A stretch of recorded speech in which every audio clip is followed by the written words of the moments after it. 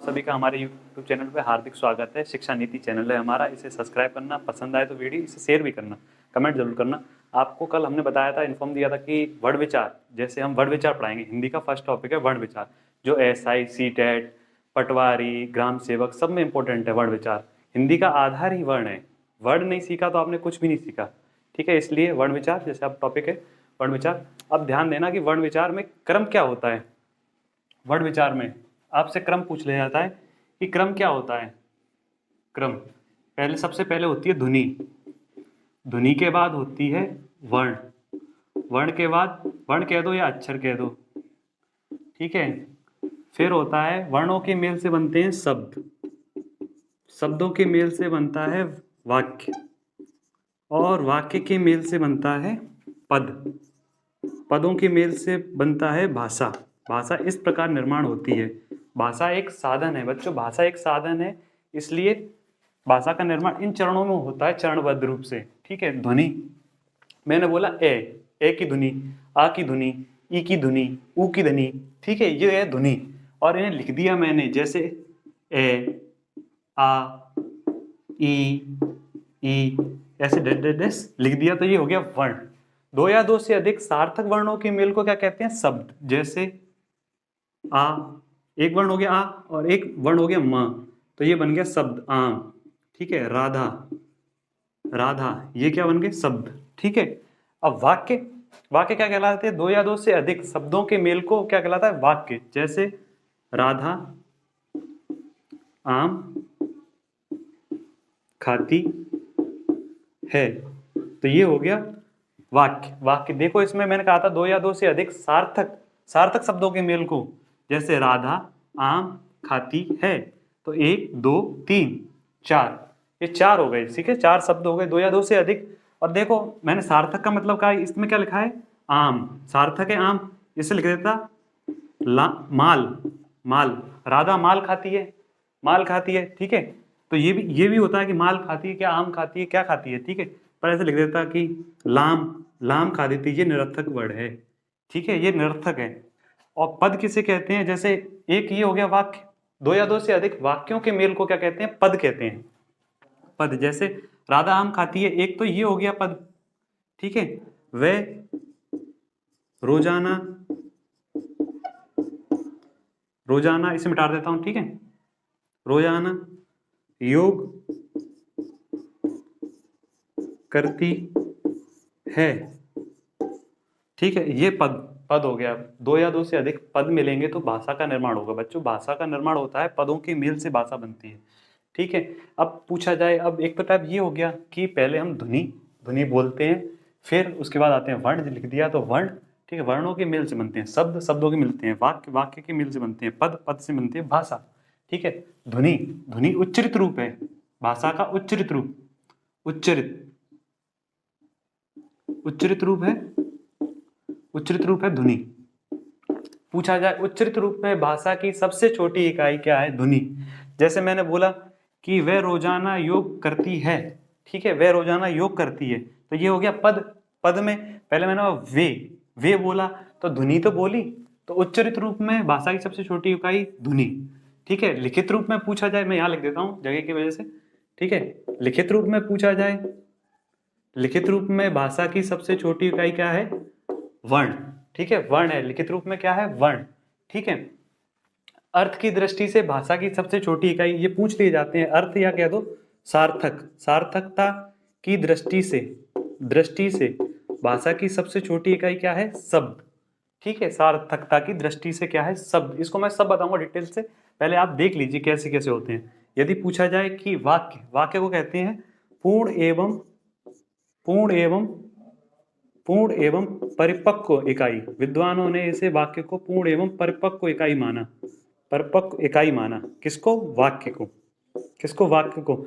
और वाक्य को ही हम कहते हैं भाव की दृष्टि से भाषा की छोटी इकाई, या हम कहते हैं इसे भाव की दृष्टि से, या कहते हैं भाव की दृष्टि से, भाव की दृष्टि से भाषा की, भाषा की सबसे छोटी इकाई, छोटी इकाई, ठीक है। यदि उच्चरित रूप में पूछे जाए बच्चों, उच्चरित रूप में पूछा जाए कि उच्चरित रूप में क्या है, ध्वनि, ठीक है। लिखित रूप में वर्ण, ठीक है।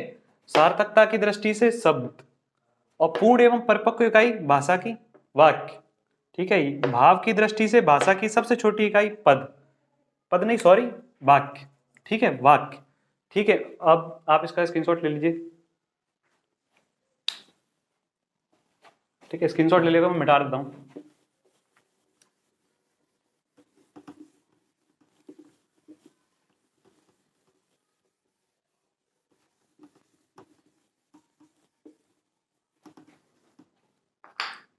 अब सर ये आपने बोला था कि लिखित रूप में, जैसे मैंने लिख दिया ए, ये लिखित रूप में, लिखित रूप में भाषा की छोटी इकाई क्या है, भाषा की छोटी इकाई, जैसे आम बोला मैंने, आम, आम बोला तो ये शब्द है, ये क्या है, शब्द, ये शब्द है। सब छोटी इकाई पूछ रहे हैं तो इसमें आ से बना है, ये आ और माँ से बना है, ठीक है, आ धन माँ से बना है, ठीक है। तो लिखित रूप में भाषा की सबसे छोटी इकाई क्या है, ये क्या है, एक वर्ण, वर्ण है। पूछा जाए लिखित रूप में भाषा की सबसे छोटी इकाई, लिखित रूप में, ठीक है, ये हो गया लिखित रूप में भाषा की सबसे छोटी इकाई, भाषा की, भाषा की सबसे छोटी इकाई, ठीक है। अब मैं बोल रहा हूँ उसे नोट कर लेना, मैं पूरी लाइन तो लिखूंगा नहीं, जिससे पूरी लाइन लिखने से भी टाइम भी लगेगा और वीडियो भी बहुत बड़ी बनेगी, इसलिए, ठीक है। भाषा की लिखित रूप में सबसे छोटी इकाई क्या है, वर्ण। अब मैंने बोला था भाव, भाव की दृष्टि से, भाव की दृष्टि से भाषा की सबसे छोटी इकाई, छोटी इकाई क्या है सर, भाव की दृष्टि से, रटना नहीं है बच्चों, रटना नहीं है, आप खुद ही आंसर बताओगे कि इसका भाव की दृष्टि से कौन सी है। भाव की दृष्टि से जैसे मैंने कहा आम, आम कहा, आम, आम से कुछ भाव निकला, नहीं निकला ना, ठीक है। और मैंने लिख दिया कि राधा गरीब बच्चों को आम खिलाती है। अब देखो बच्चों, इससे पूरा भाव निकला, जो राधा है वो गरीब बच्चों को क्या खिला रही है, आम खिला रही है, यानी उसका दया का भाव निकल रहा है, दया का भाव, ठीक है। आम से कोई ही भाव स्पष्ट नहीं हुआ, आम तो आम है, इससे क्या भाव निकला, कुछ भाव नहीं निकला। पर राधा देखो वाक्य है, ये पूरा वाक्य है, जिसमें दो या दो से अधिक शब्द मिले वो हो जाता है वाक्य, ठीक है। राधा गरीब बच्चों को आम खिलाती है, दया का भाव, तो भाव की दृष्टि से भाषा की सबसे छोटा है, बोलो वाक्य। अब पूछ लिया जाए, ये तो भाव की दृष्टि से हो गया, ठीक है, इसे मिटा के मैं यहां लिख देता हूं।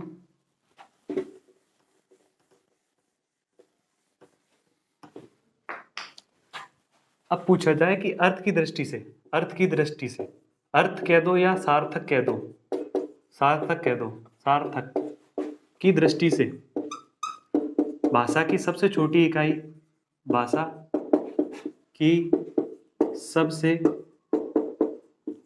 छोटी इकाई, सबसे छोटी इकाई क्या है, आप ही बताओगे कि अर्थ की दृष्टि से। सर हमें पता है, पर वो क्वेश्चन कैसे निकालना है वो आप सबको पता है, बस देखना है आपको कि अर्थ की दृष्टि से। मैंने कहा कि आम, आम क्या है, ठीक है, आम एक फल है, एक फल है, हमें पता पड़ा कि एक फल है आम, ठीक है। मैंने कहा अवधान, अवधान, अवधान ये एक शब्द ही तो है, एक शब्द अवधान, इसका अर्थ क्या है, अर्थ है ध्यान केंद्रित करना, ध्यान केंद्रित करना, केंद्रित करना, करना, ठीक है। अवधान शब्द का ही अर्थ होता है। मैंने लिखा कि रिद्ध, रिद्ध, रिद्ध यानी होता है हृदय, हृदय, रिद्ध, ठीक है। इसमें याद रखना बच्चों थोड़ा सा, इसमें थोड़ा सा वो है, कंफ्यूज होगा बच्चों को कि रिद्ध, रिद्ध होता है हृदय होता है, हृदय होता है वो तालाब होता है, जैसे रिद्ध तो ये होता है हृदय,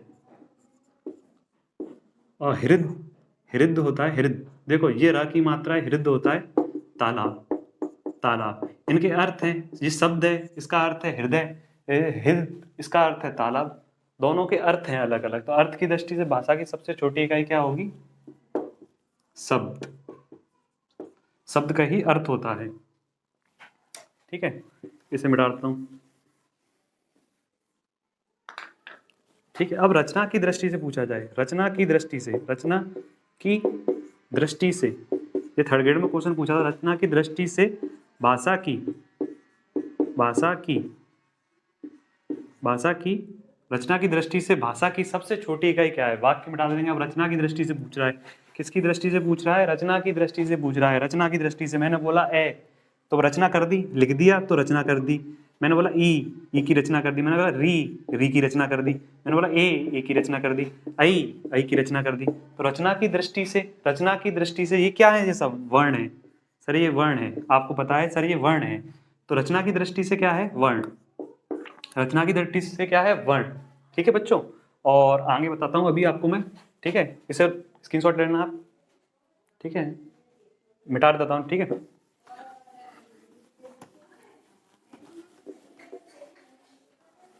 अब आता है बच्चों की वर्ण। सर ठीक है, ये तो हमें पता पड़ गया वर्ण। हिंदी में वर्ण कितने प्रकार के होते हैं, कहाँ से उत्पत्ति हुई। पहले छोटा सा देखो वर्ण। वर्ण में क्या है? सर्वप्रथम हमें अवर्ण उत्पन्न हुआ। सर्वप्रथम क्या हुआ? सर्वप्रथम किसकी उत्पत्ति हुई? सर्वप्रथम उत्पत्ति हुई अवर्ण की। उत्पत्ति हुई अवर्ण की। इसे ए कहते हैं, ए बोलते हैं। कुछ लोग अ बोलते हैं, नहीं वो अशुद्ध है, ए बोलते हैं।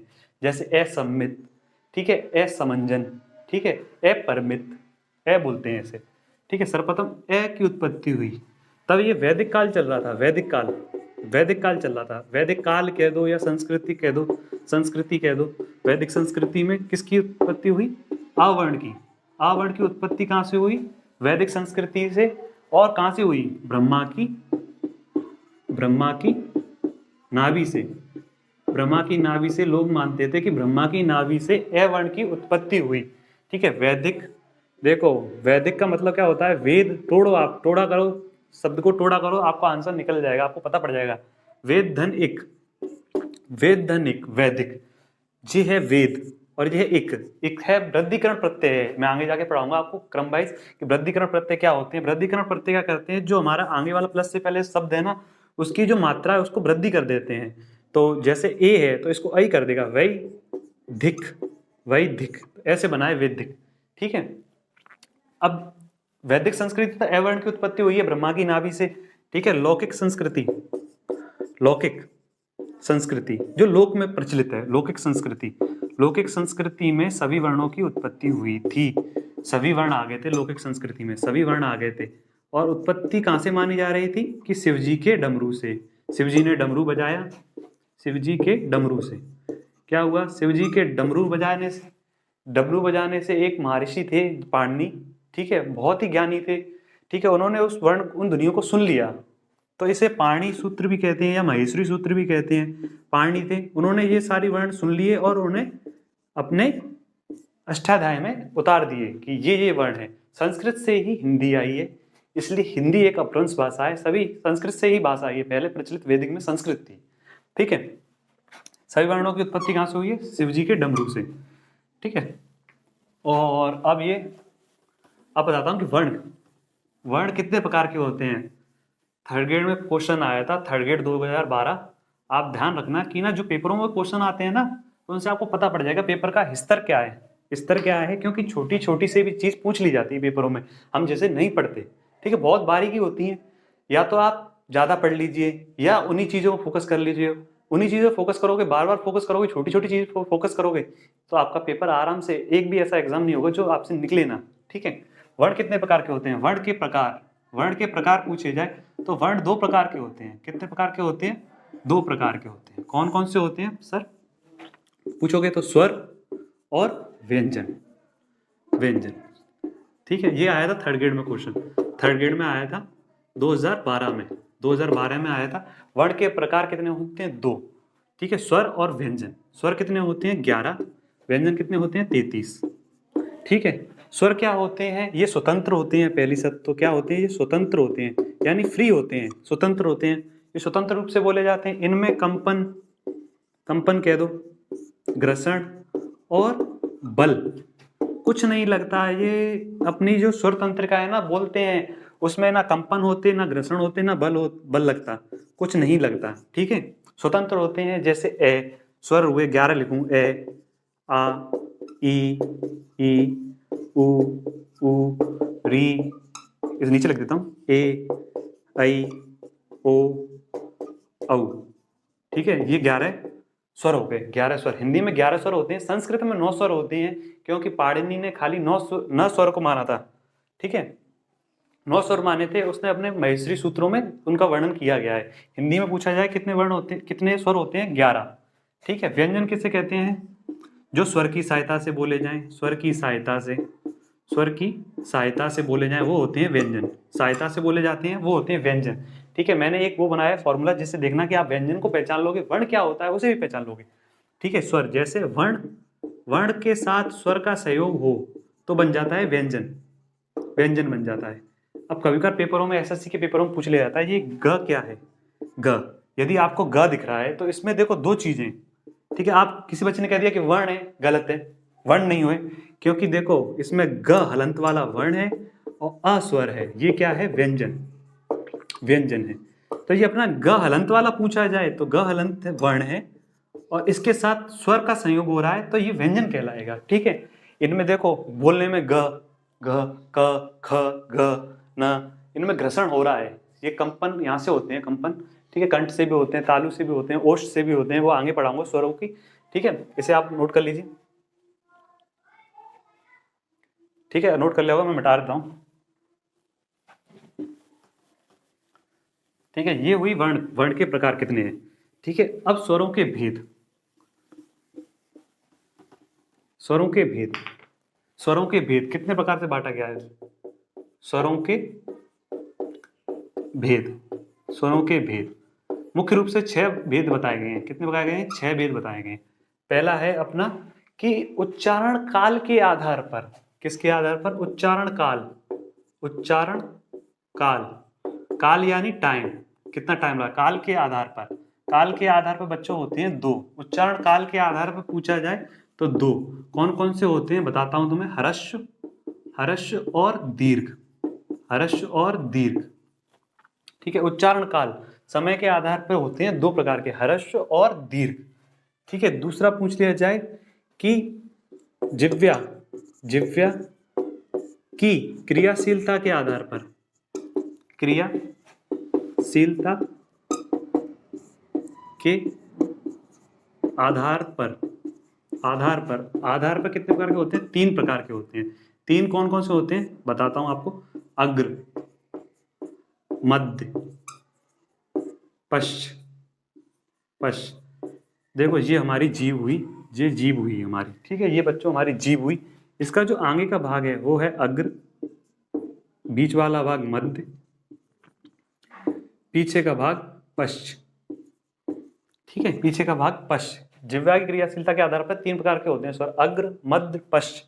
ठीक है, इसे मिटा देता हूं जगह के लिए। ठीक है, दूसरा है, तीसरा, सॉरी दूसरे हो गए, तीसरा मुखाकृति के आधार पर, मुखाकृति के आधार पर, मुखाकृति के आधार पर, मुखाकृति के आधार पर होते हैं 4 प्रकार के, 4 प्रकार के। सर 4 प्रकार के कौन कौन से होते हैं? देखो बच्चों 4 प्रकार के होते हैं। एक होता है संवृत, एक होता है अर्धसंवृत, अर्धसंवृत, एक होता है विव्रत, एक होता है अर्धविव्रत। इनकी आप परिभाषा में बताऊंगा सबकी। देखो संवृत होता है बहुत ही कम, मुख का बहुत कम खुलना, संवृत। प्रयोग में थोड़ा ज्यादा खुलना, अर्धसंवृत। ठीक है, पूरा मुख खुलना, विव्रत। ठीक है, अर्धसंवृत से ज्यादा, विव्रत से कम खुले, उसे कहते हैं अर्धविव्रत। ठीक है, परिभाषा पेपर में पूछ ली जाती है 1 आध 2। ठीक है, पर इन्हें ध्यान रखना, ज्यादातर इनमें वर्ण पूछे जाते हैं। ठीक है, अब है ओष्ठ आकृति के आधार पर, ओष्ठ आकृति के आधार पर, ओष्ठ आकृति के आधार पर कितने प्रकार के होते हैं? ओष्ठ आकृति के आधार पर 2 प्रकार के होते हैं। कौन कौन से? एक होता है वृत्तीय, वृत्तिमुखी, एक दूसरा होता है अवृत्तिमुखी, अवृत्तिमुखी, अवृत्तिमुखी। ठीक है, वृत्तिमुखी किसके कहते हैं? जिसमें अपने होठ, जो ओष्ठ है उसका आकार गोल हो जाए, जैसे मैंने ऊ गोल हुआ देखो। ठीक है, तो ये हो गया वृत्तिमुखी। ठीक है, ई नहीं हुआ गोल, चौड़ा देखो मुंह, ई। ठीक है, तो अवृत्तिमुखी कहलाएगा ये।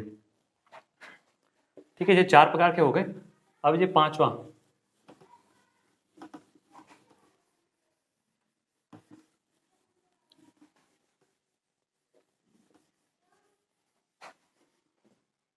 अब उच्चारण स्थान के आधार पर, पांचवा है उच्चारण स्थान के आधार पर। उच्चारण स्थान के आधार पर, स्थान के आधार पर होते हैं 8, उच्चारण स्थान के आधार पर होते हैं 8। ठीक है, उच्चारण स्थान याद रखना है स्पेस, जैसे कंठ हुआ, ताल हुआ, मूर्धा हुआ, दंत हुआ, ओष्ठ हुआ, नासिक हुआ, ये हमारे स्थान है 8। जिह्वा मूली हुआ, आपको लाइन से बताए जाएंगे, 8 प्रकार के होते हैं। ठीक है, अब एक एक करके पढ़ाते हैं आपको, एक एक करके। पहला हुआ मैंने बताया था उच्चारण काल के आधार पर, उच्चारण काल के आधार पर, काल के आधार पर। बताओ उच्चारण काल के आधार पर कितने बताए थे? 2। काल के आधार पर 2 बताए थे। कौन कौन से बताए थे? पहला था अपना, इसे 1 डाल दो कैपिटल, इसे स्मॉल 1 डाल दो। ठीक है, पहला है अपना ह्रस्व स्वर, ह्रस्व स्वर। ठीक है, ह्रस्व स्वर, ह्रस्व स्वर को अन्य नामों से भी जानते हैं। ठीक है, अभी बता दूंगा आपको किन किन नामों से आता है ह्रस्व स्वर। जिसमें कम समय लगे, जिसमें कम समय लगे, ठीक है, उन्हें कहते हैं ह्रस्व। समय लगे उन्हें कहते हैं ह्रस्व। ह्रस्व कितने होते हैं? 4 होते हैं ह्रस्व, ए, ई, उ, री। ह्रस्व स्वर कितने होते हैं? 4। कितने होते हैं? 4। नंबर कितने होते हैं ह्रस्व स्वर के? 4। पूछ लिया गया ह्रस्व स्वर कितने होते हैं? 4। कौन कौन से होते हैं? ए, ई, उ, री। ठीक, कम समय लगता है, उन्हें कहते हैं ह्रस्व। ह्रस्व के अन्य नाम क्या हैं? देखो, नामांकन क्या होता है, इनको देख के होता है। ह्रस्व स्वर ये ही मूल स्वर कहलाएंगे। ठीक है, मूल स्वर कहलाएंगे, मूल स्वर कहलाएंगे, मूल स्वर, क्योंकि ये 4 से पहले सब 4 ही आए थे, ये ए, ई, उ, री। ह्रस्व स्वर कह दिया। ठीक है, मूल स्वर कह दिया, लघु स्वर कह दिया। ठीक है, लघु सघु स्वर कह दिया, प्राकृतिक कह दिया, या प्राकृतिक को हम नैसर्गिक भी कहते हैं, प्राकृतिक को हम नैसर्गिक भी कहते हैं, नैसर्गिक कह दिया, नैसर्गिक कह दिया। ठीक है, एक मात्रा वाले कह दिए, एक मात्रिक कह दिए। ठीक है, इनके नाम याद रखना, पूछ लिए जाते हैं कि एक मात्रिक स्वर कौन से होते हैं। ह्रस्व तो प्रचलित नाम है, कभी कभार ह्रस्व को छोड़ के लघु पूछ लेता है, एक मात्रिक पूछ लेता है। तो ह्रस्व स्वर जिसे कहते हैं जिसमें कम समय लगे वो है ह्रस्व। ए, ई, उ, री 4 प्रकार के होते हैं। इनके अन्य नाम है मूल स्वर, लघु स्वर, प्राकृतिक, एक मात्रिक। इन्हें अक्षर भी कह देते हैं, अक्षर। अक्षर, अक्षर बताऊंगा क्या होता है अक्षर। ठीक है, इसे नोट कर लीजिए। ठीक है, ये तो ह्रस्व की बात हुई। अब हुई दीर्घ की बात।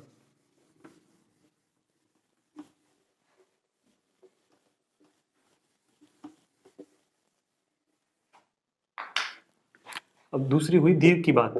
दीर्घ कैसे कहते हैं? दीर्घ स्वर,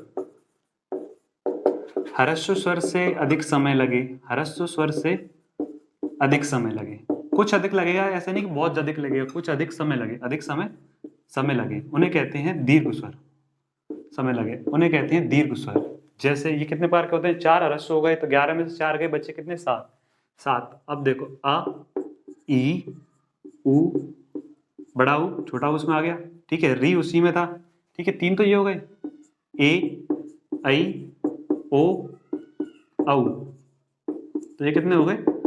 7 हो गए। ठीक है, ह्रस्व स्वर से देखो, ए, आ, देखो समय ज्यादा लग रहा है, इसमें लग रहा है। ए, आई, देखो इसमें समय ज्यादा लग रहा है, ह्रस्व स्वर से ज्यादा लग रहा है, इसलिए इन्हें दीर्घ स्वर नाम दिया। इसके अन्य नाम क्या हैं सर? उसके जैसे ह्रस्व स्वर के नाम थे, अन्य नाम क्या है? अन्य नाम है इसके मूल स्वर, इन्हें संधि स्वर भी कह देते हैं, संधि स्वर भी कह देते हैं, संयुक्त स्वर भी कहते हैं, संयुक्त स्वर भी कहते हैं। ठीक है, द्विमात्रिक भी कहते हैं, द्विमात्रिक भी कहते हैं, मात्रिक भी कहते हैं, छर भी कहते हैं, क्योंकि छर यानी होता है, छर का मतलब होता है बच्चों टुकड़े, टुकड़ा या टुकड़े। ठीक है, छर भी कहते हैं, इनके टुकड़े हो जाते हैं, छर भी कहते हैं। ठीक है, इसे हम संध्याक्षर भी कहते हैं, संध्याक्षर भी कहते हैं। इन्हें एक प्रचलित नाम है विसर्पी, विसर्पी भी कहते हैं, विसर्पी भी कहते हैं, इन्हें विसर्पी कहते हैं। ठीक है, ये हुई दीर्घ स्वर की बातें। ठीक है, अब हमने उच्चारण काल के आधार पर बता दिया, टाइम जो समय के आधार पर बता दिया, 2 प्रकार के ह्रस्व और दीर्घ। ठीक है, अब दूसरा हुआ जिह्वा की क्रियाशीलता के आधार पर, जिह्वा की क्रियाशीलता के आधार पर। ठीक है, 3 प्रकार के होते हैं, 3 प्रकार के। देखो, अग्र, मेरी तरह लिखना, अग्र, मध्य और पश्च। ठीक है, इसमें 2 प्रकार बताऊंगा, कि जिह्वा की क्रियाशीलता के आधार पर और एक मुखाकृति के आधार पर। मैंने 4 बताए थे ना, समृत, अर्धसमृत, विवृत। ठीक है, आप इस सारणी को याद रखना कि कैसे है। देखो समृत, इधर लिख रहा हूं मैं समृत, अर्धसमृत, अर्धसमृत, विवृत, विवृत, आपको दिख रहा होगा अर्धविवृत। अब ये है अर्धविवृत। ये अपना कैसे है, मुख्य आकृति के आधार पर विवृत।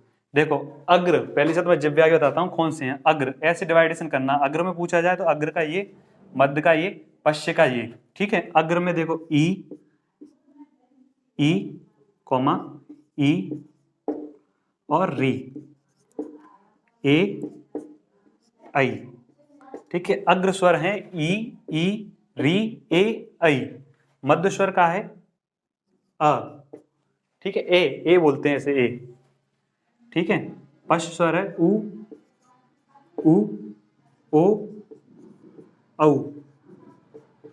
एक अंग्रेजी का वर्ड आया ओ, ये भी पश्च स्वर में कहलाएगा। बिंदी नहीं लगाएंगे ओ। ठीक है, पश्च स्वर में कहलाएगा। ठीक है, अग्र में पूछा जाए तो ये देखो ई री ए आई, ए मध्य में ए, पश्च में उ ओ औ। ठीक है, ये हो गए अग्र मध्य पश्च, ऐसे डिवाइडेशन करना, ऐसे। ठीक है, अब पूछा जाए कि मुख्य आकृति के आधार पर कितने होते हैं, मैं दोनों एक ही पढ़ा रहा हूं। ठीक है, मुख्य आकृति के आधार पर समृत, अर्धसमृत, विवृत, अर्धविवृत।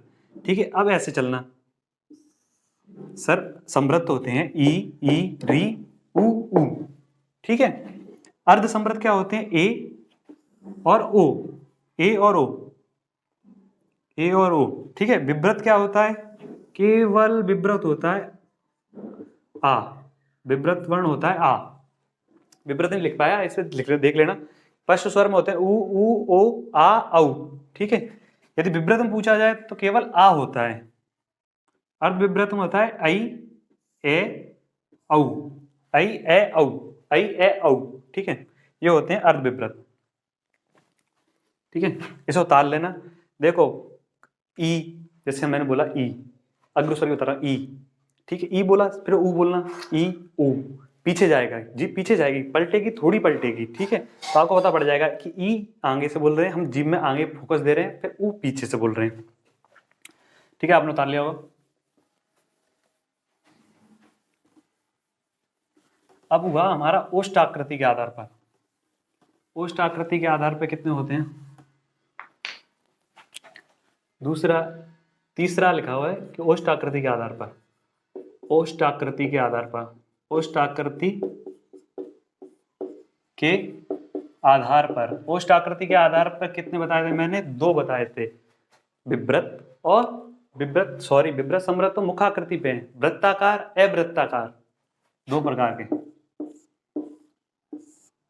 देखो एक वृत्ताकार कह दो या वृत्तिमुखी कह दो, वृत्ताकार या वृत्तिमुखी, दूसरा है अवृत्ताकार या अवृत्तिमुखी।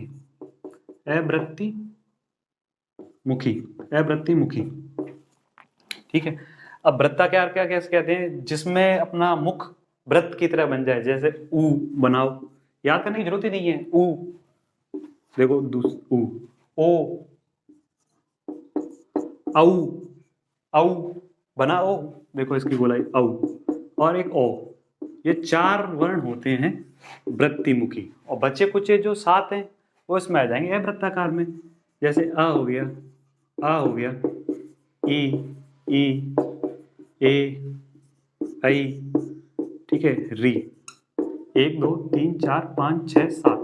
ठीक है, 7 हो गए अवृत्तिमुखी में। ठीक है, ये हो गए ओष्ठ आकृति के आधार पर। ठीक है, चौथा है अपना, मैं स्वरों के भेद में एक नहीं लिखा पाया, कि उत्पत्ति के आधार